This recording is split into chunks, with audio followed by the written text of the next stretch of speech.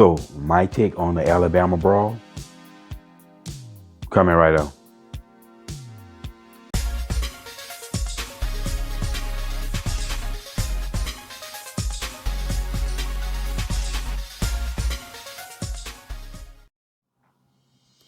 What's up, y'all? Welcome back to Common Sense, Logic, and Reason. And as always, I want to say thank y'all for joining me today. So as we know, there was an incident that took place in Montgomery, Alabama, that's being called the Alabama Brawl. Now, this was a situation that, in which the media, we know that the media loves to paint a narrative, and they will spin a narrative, the mainstream media, and they will tell you and show you all the information that's going to support their narrative, and they will leave out the information that doesn't.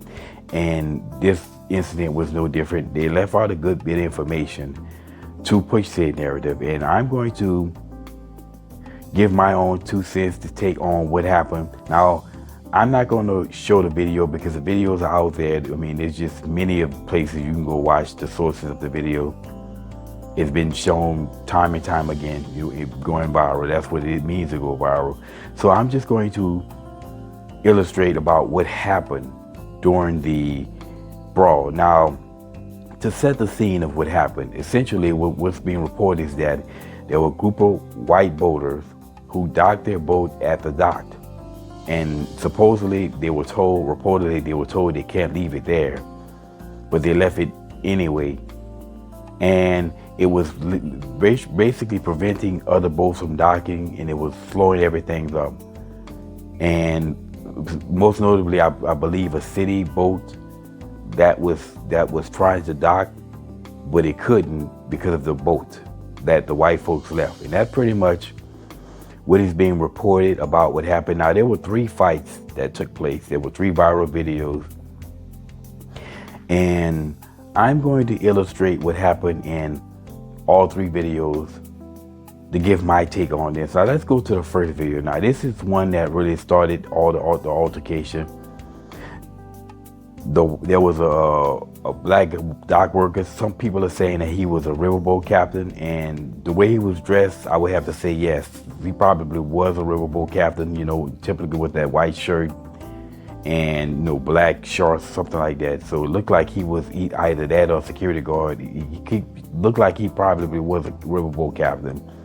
But people were complaining about the boat, so he took it upon himself with other individuals who worked at the dock to untie the boat and to try to move it so that the other boats can dock. And that's essentially what they did, because if you watch the video, you'll see that they started clapping and lets you know that they were moving the boat so that the other boats can dock. Now, did he have the authority to do that?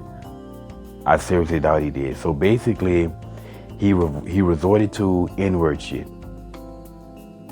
Some black people just can't resist resorting to ninja shit, and that's exactly what he did. Now, he was basically in a discussion with a white person, and this was a guy. If you notice, it's a guy with a gray shirt and a peach shorts. He was in a discussion with him, and then one of the attackers pushed him. And then the riverboat captain, which I'm calling him, he took his hat off and thought he was Michael Jackson, tossed it like a smooth criminal, and then started to get into a shoving confrontation with the guy that pushed him. Well, another white person came from the rear behind and tackled him and started attacking him, and then there was another white person that came into the fray. And honestly, y'all, that was it. It was just 3 white people, just 3 white males attacked the guy, the black dude. I know the media is trying to put out this narrative that a whole mob of white people physically assaulted this white guy, so his life was not in no real danger. As he said that his life was in danger or whatever. It was just 3 white guys, and most of the white people there were trying to break it up. There was a white man, an older white man, and older white lady pulled one of the fighters out of the fray.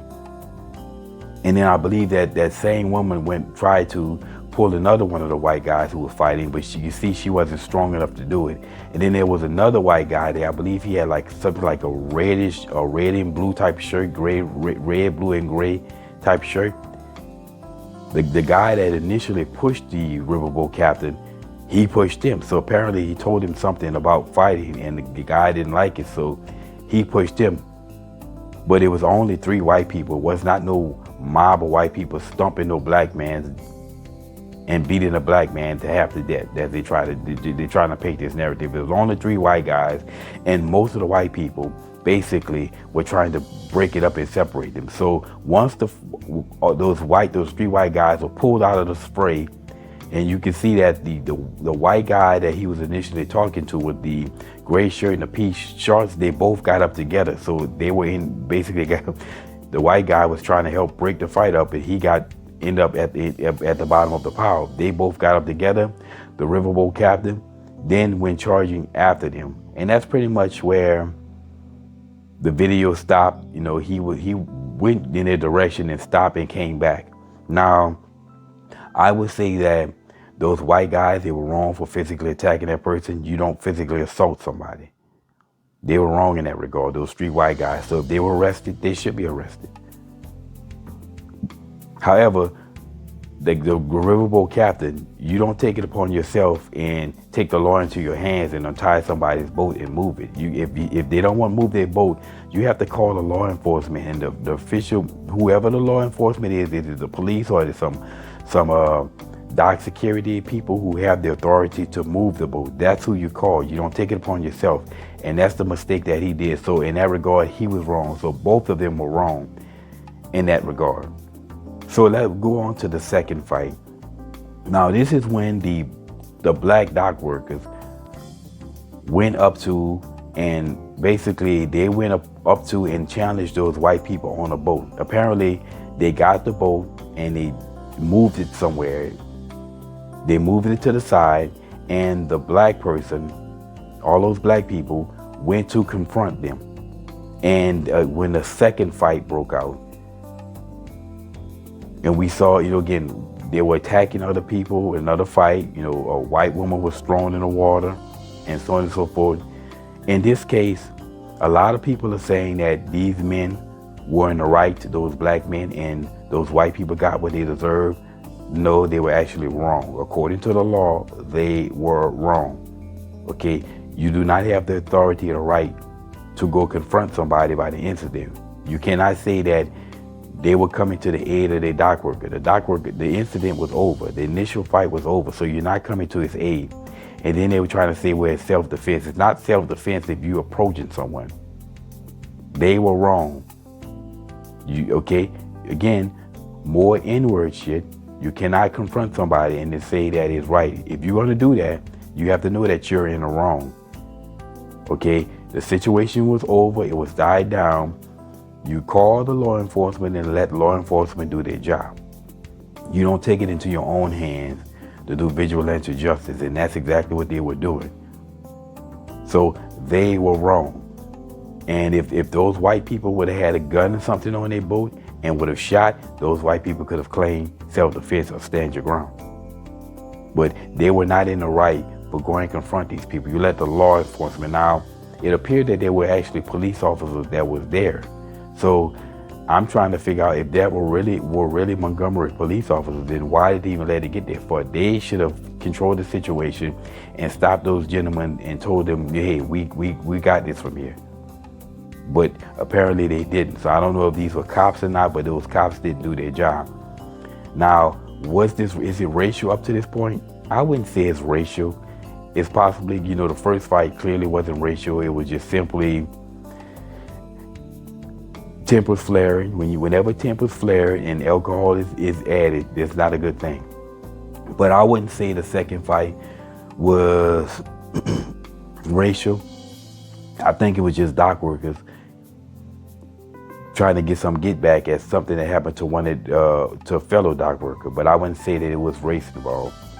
Now, the third fight is what we go to. Now, that was completely racial. Seems to me that this was just really an all-out brawl, and you had a whole bunch of white people, or black people, who really was watching, and they decided to get into the fray and just start attacking random people for no reason. They even attacked the white guy with the gray shirt and the pink shorts on, who was trying to break up the fight. They attacked another. They were just looking for any white person to physically attack, and that right there is black brainwashing. I always say that all the time, that black people are brainwashed. When I talk about the concept of brainwashed blacks, black folk will deny this.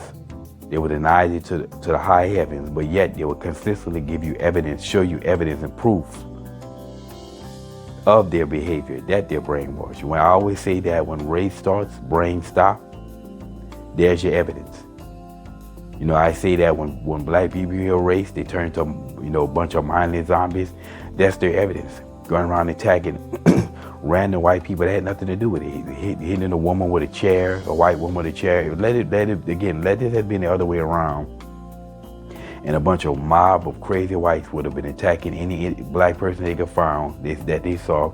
And one of those white males would hit a black woman with a chair. We would never hit the end of it. The narrative would have been completely different.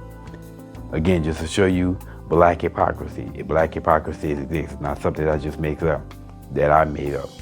But like I say, that right there, that third fight was completely racial, which is black people who are just racially charged. It's not difficult to get black people racially charged when you have so many blacks who are brainwashed.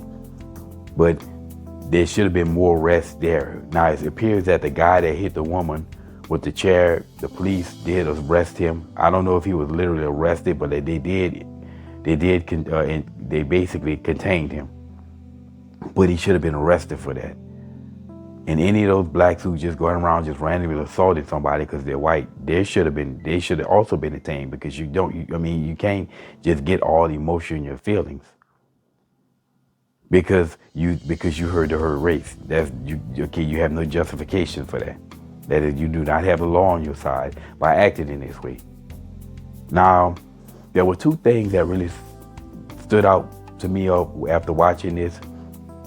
Thomas Sotomayor always talks about the concept of the loudmouth black BITCH. And what did we hear during the recording of these videos? The very thing. So how do you say that this man is wrong for what he says when black women continue to give evidence of that? You watch the video, the women record, that's right, go get them. You go get them behinds. You don't hit no black man. Why would you encourage that when you be trying to say, stop the nonsense, stop the violence? And I guarantee you, if it was a white woman encouraging other white people to go attack black people, that white woman would be then called racist. Again, just black hypocrisy is just everywhere. But the really sad part about this, the part that's really truly sad, is that you have so many black people in America looking at this as some great victory for black people, as if black people got something. We got some more civil rights laws or something because of this fight. And that right there, this is really what's sad. I mean, you have Roland Martin, he did a reporting on this, and this dude, like, he was about to have a full-on orgasm watching this. And they talk about Thomas Sotomayor being unprofessional. There was nothing professional about what Roland Martin displayed. That was as unprofessional as it gets. And then you have a little known YouTuber by the name of Six Goddess. She was basically drinking champagne and wine to the idea of that fight, saying that she likes violence. And I'm like, yeah, you like violence until that violence comes upon you. And then Steve Harvey, Jesus. Steve Harvey on his show literally said, and I'm not making this up, this dude literally said that he had the same feeling watching this as he got with the Million Man March. Like, what, Steve? Dog, ever since that, when he sat down with Trump and then did a 180 because black people criticized him, that this dude has been full bore stupid. You literally equate that fight to the Million Man March.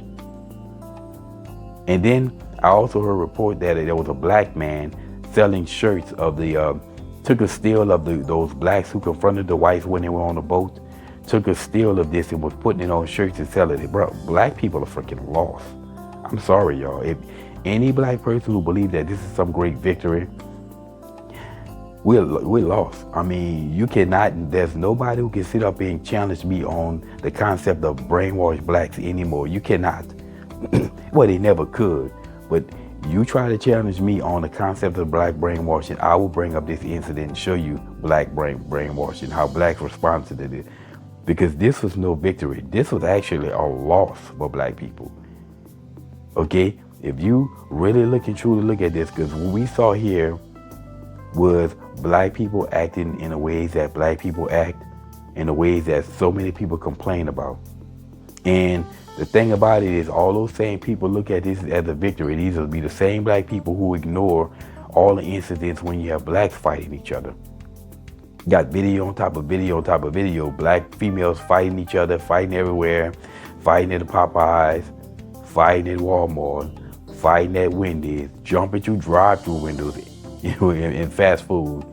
And none of them have anything to say, but somehow this is some great victory. This is a loss for black people. Because this pretty much, again, anyone who spins a true narrative and tells a true narrative, this is actually a loss for black people, that we just can't control ourselves. We just gotta fight, and as soon as something race happens, they just lose it.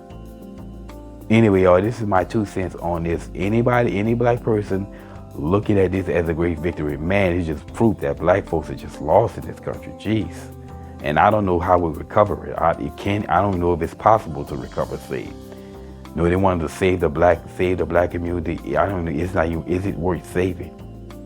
But anyway, y'all. As always, always, always. Until next time.